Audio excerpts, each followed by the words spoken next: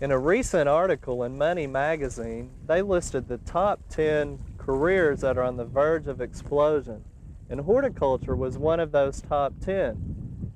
It estimated that the average salary would be around $30,000 up to $65,000, and that's good news for anyone in the horticulture-related field.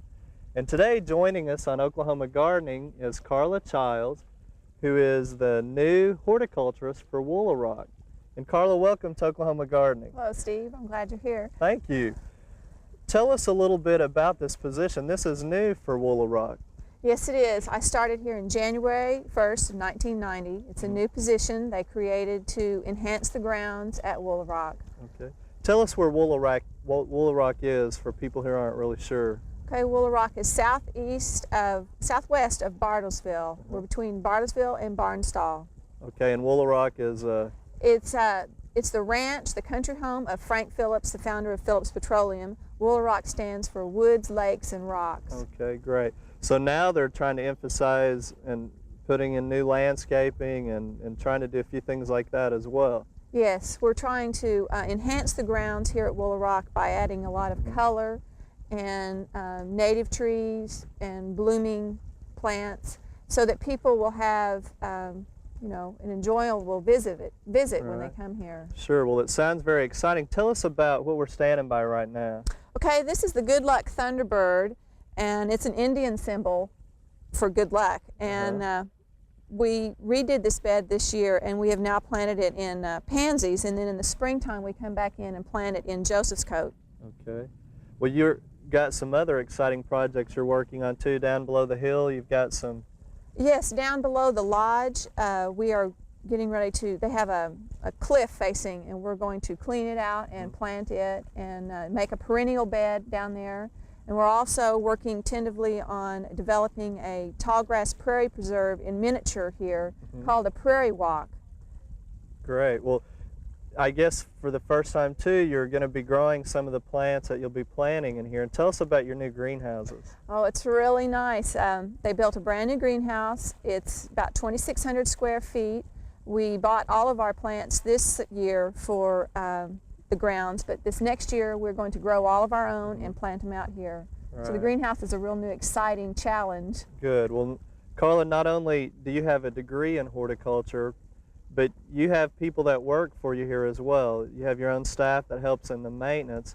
You graduated from OSU in a horticulture degree. Tell us about your degree and maybe some of the classes that you took.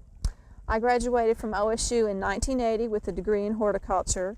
It was floriculture production, so I took Dr. Whitcomb's class of Know It and Grow It, and indoor plants and flowers, greenhouse production, which is real helpful, you know, to pick the correct plants to put out. And you know, now that I have a greenhouse, I get to put it all to use. Well, you know, a lot of students, I think, when they're in high school, junior high, they start thinking about what they'd like to choose for a career.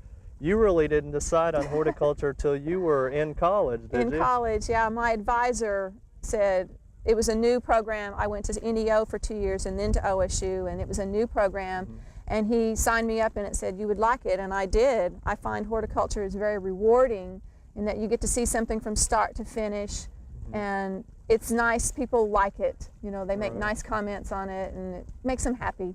Sure.